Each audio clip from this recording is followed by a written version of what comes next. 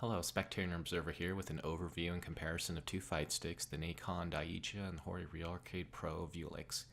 Both fight sticks are similar in how they are designed, their accessibility to mod by accessing through a top panel, and the quality of the fight sticks themselves. They are also both on the expensive side. I have owned the Daija for about 3 weeks now. I use this for Tekken 7 PC and PS4. My other fight stick, a custom built one, had a broken PCB board, so I figured that I could treat myself to a new controller while waiting for parts. I have owned my Vewlix for about 3 years now. I bought it because of the build quality and how it is similar to the Vewlix arcade cabinets. I use this mostly for playing classic games through MAME or a Super Nintendo emulator. I won't speak for other owners of this fight stick, but mine had a strong burning rubber smell when I first unboxed it. It almost smelled like cigarettes, and my guess is due to the plastic wrap used to store the fight stick. Nacon also includes some extra stickers and a fight stick art graphic that you can swap the top panel artwork. The Daija feels very well built, but it also is a little bit heavier than other fight sticks. It's almost like holding a very thick math textbook. So you get your standard Sanwa OBSF push buttons and JLF lever. The Daija has a very good USB cable storage door. All you do is press down to both lock and unlock it. The Daija makes it easy to swap out the default Sanwa buttons and lever. However, there are restrictions on the mounting plate size as shown here. Fight sticks levers with a bigger mounting plate, such as the ones found on the Hori Hayabusa lever, will not entirely fit. I lined up the Hayabusa lever based on the mounting screw placement, and you will see that the top right screw hole will impede it in some way. You may have to file down or cut this hole. The Daija has a convenient storage for storing extra buttons, along with this padded foam holder containing a star-shaped screwdriver to remove the top panel fight stick art, an extra bat top, and a coin-shaped tool to tighten said bat or ball top to the lever.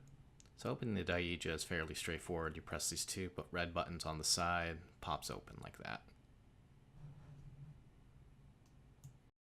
I have noticed that when you do close the stick, you have to make sure the buttons on the side do pop.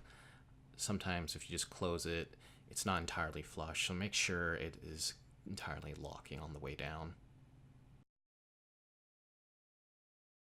Now, to switch things up, my Vewlix tells a different story due to quality control issues since day one of owning it. This is unfortunate considering that the Vewlix is $299 US. When I first got mine, it had these two scratches, which I'm pretty sure does not come from the packaging. The USB cable storage door is poorly implemented and falls off too easily. It does not stay locked. I just leave this off when playing. Opening the top panel reveals a large storage just like the Daija. It allows for storing extra buttons and parts.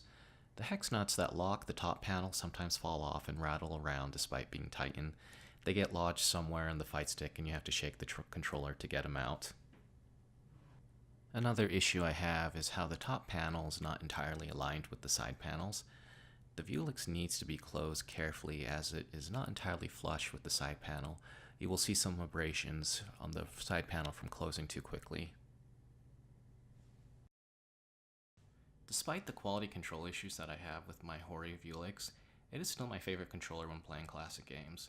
I have a standing desk where I can change the height to be similar to the actual controls of an arcade cabinet, and I rotate my screen to mimic the portrait view of some of these arcade classics. I swapped out the Hori Hayabusa lever with a Seimitsu LS56 lever, which is much tighter and more precise for 2D top-down shooters, as you'll see me here playing Dio. I also love revisiting the arcade version of Punch-Out, which is still one of my favorite classic games. This is a game I grew up with. To wrap up this comparison and overview, let me just say that I like both fight sticks for different reasons. The Daija is my competitor's controller for Tekken 7 and other fighting games. The Vewlix is my controller to relive arcade classics and other emulated titles. Anyways, if you have any questions or comments, please feel free to leave them down below. Thank you for watching, and out of all the videos you could have watched today, you decided to watch mine. Anyways, I appreciate your time and have a great day.